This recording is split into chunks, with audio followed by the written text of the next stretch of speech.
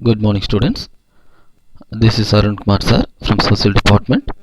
Today we are going to discuss about 8th Standard Social Science History Lesson 1 Advent of the Europeans. Today we are going to discuss the remaining topics in this lesson. Okay. First one, the British. On 31st December 1600, Elizabeth, the Queen of England, granted a charter to the Governor and Company of Merchants of London to trade with East Indies.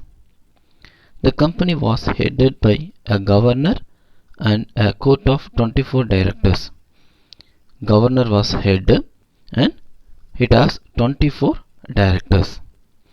Captain Hawkins visited Jahangir's court in 1608. Who was Jahangir? Jahangir was a Mughal ruler of India to get certain concession for the company. He secured permission to raise a settlement at Surat, but that permission was cancelled by Emperor Jahangir under pressure from the Portuguese, because Portuguese, they were the enemy to the England or English. In 1612, the English Captain Thomas Best inflicted a severe defeat over the Portuguese in a naval battle near Surat. During that battle, Portuguese were very much defeated by the English, especially Thomas Best. The Mughal Emperor Jahangir, he was happy and permitted the English to establish their factory in 1613 at Surat, which initially became the headquarters of the English in West India. So Surat was the headquarters of English East India Company in India. Captain Nicholas Downton won another decisive victory over the Portuguese in 1614. The second time Portuguese were defeated by English in 1614. These events enhanced the British prestige at the Mughal court. In 1615, Sir Thomas Roe was sent to Jahangir's court by King James I of England. He remained at Agra for 3 years and succeeded in concluding a commercial treaty with the emperor. Thomas Roe got the permission after 3 years from the Indian emperor. Before the departure of Sir Thomas Roe, the English had established their trading centers at Surat, Agra, Ahmedabad and Bhuj. The great effort of Sir Thomas Roe, the important trading centers of English was established at Surat, Agra, Ahmedabad and Bhuj. Okay. Next, on the coastline of the Bay of Bengal, the English established their first factory in 1611 at Masulipatam. That was the first factory. Which was the first factory of British? Masulipatam. That was the first factory of British in 1611. An important port in the territory of the Kingdom of Golconda. That was a place of Kingdom of Golconda. In 1613, the English merchant Francis Day obtained Madras as a lease from Chennappa Nayak, the ruler of Chandragiri.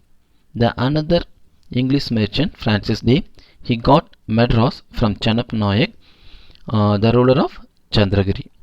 The East India Company built its famous factory known as Fort St. George in Madras, which became the headquarters for the whole of the eastern belt and first fort built by English. St. George, Fort St. George, that is the first building built by English in Madras. That was a headquarters for whole of the eastern belt and first fort built by English. Okay, next, King Charles II of England received the island of Bombay as a part of his dowry from the Portuguese king. King Charles got a place island of Bombay. That place, due to the dowry from the Portuguese king on the occasion of his marriage with Catherine. Catherine was a daughter of Portuguese king. That's why he got a place, that means island of Bombay, through dowry. In 1668, the East India Company acquired the island at an annual rent of 10 pounds from the Charles II. Okay. Next, in 1690, a factory was established at Sudanity by Job Carnock, the Jamindar of three villages of Sudanity, Calcutta, and Govindpur, was acquired by the British in 1698. So the British got the Jamindari position in these three villages, that was Sudanuti, Calcutta, and Govindpur. Next, these villages later grew into the city of Calcutta. After the three villages, it was developed as the city of Calcutta.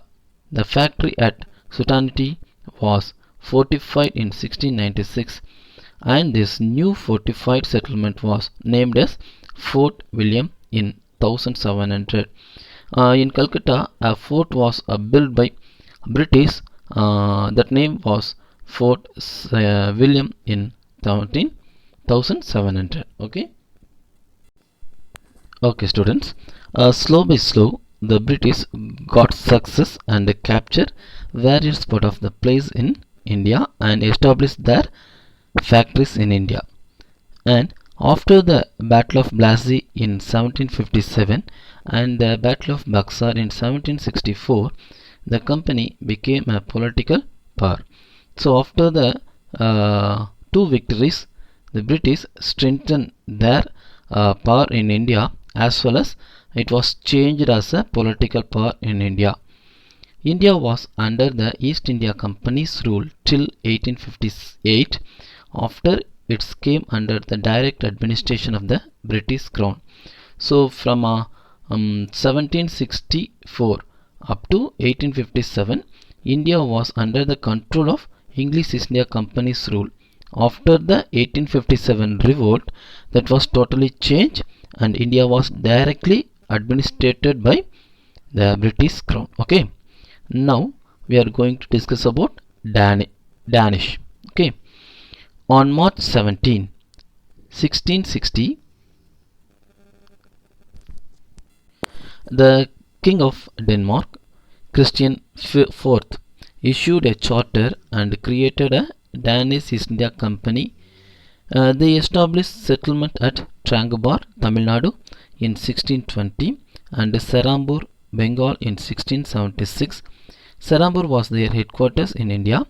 They failed to strengthen themselves in India and they sold all their settlements in India to the British in 1845. In first, during the time of 1616, Danish wants to make the trade and commerce relationship with India. That is why they made their settlement at Trangibar in Tamil Nadu in 1620 and Serambur in 1676. Serambur was headquarters, but they failed to strengthen themselves in India. That is why they got failure to establish their settlement in India. Next, we are going to discuss about the French. The French East India Company was formed in 1664 by a minister of King Louis XIV, Colbert, a minister of King Louis XIV. In 1667, a French expedition came to India under Francis Caron. France was the last European country to came India as traders. They were the last country to came India as traders. Caron founded the first French factory in India at Surat, which was the first country of the first factory of the French, Surat. They established the first factory in India at Surat. In 1669, Marcara founded second French factory at Masulipattnam. That was the second factory. By securing a patent from the Sultan of Golconda. They got permission from the Sultan of Golconda and they established their second factory at Masulipattnam. In 1673, the settlement of Pondicherry was founded by Martin under a grant from Sirkhan Lodi, the ruler of Bijapur. They got permission from Sirkhan Lodi, the ruler of Bijapur. Pondicherry became the most important and prosperous French settlement in India. That is a very famous place of France, that is Pondicherry. A fort known as Saint Louis was built by Francois Martin in Pondicherry. In 1673, the French obtained permission from Seist Khan, the Mughal Subedar. Subedar means governor of Bengal, to establish a township at Chandranagar near Calcutta. So these were the achievements done by the France, and they established some other trading centers and important factories in India. The French East India Company established factories in different parts of India, particularly in the coastal regions such as Mahe, Karaikal, Balasur and Qasim Bazar. Why they choose the coastal areas? Because that is very easy to travel and easy to move to one place to another. So that is why they chose that place. These were a few important trading centers of the French East India Company. The vision of the French power in India was further reinforced by the appointment of Joseph Francois Dupleix as the governor of the French East India Company in 1742.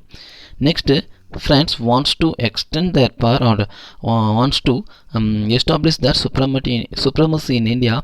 That is why the another governor was appointed in India in 1742. His name was Joseph Francois Dupleix. Next, he succeeded Dumas as the French governor of Pondicherry. Okay. Okay students, so each and every European countries, they came to India for the purpose of trade and commerce in first. After that, they wants to utilize the chance to administrate in India, and the some of the rivalries, some of the battles that was happened between the European countries. At last, the British sent out all the European countries and established their supremacy in India. So now we are going to discuss about the particular concept. Now we are come to the conclusion. Since the Portuguese were eliminated by the Dutch,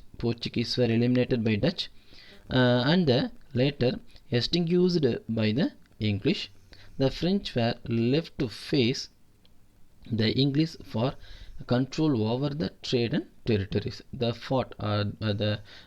war between English and the French. English for control over the trade and territory. The French neglected trade and entangled themselves in war with Indian and other European powers. The three Carnatic wars reigned the French and rejuvenated the English to embark on a systematic territorial expansion. The comparative success of the British over the Portuguese, the Dutch, the Danish and the French was largely due to their commercial competitiveness, spirit of supreme sacrifice, government support, naval superiority, national character and their ascendancy in Europe. So that was a great effort done by British, sent out all the European countries from India, and they established their supremacy and made lot of factories in India, and they got more success in their efforts. Okay students, thank you. The first lesson is over. We will discuss and we will see the next video. Okay, Thank you students.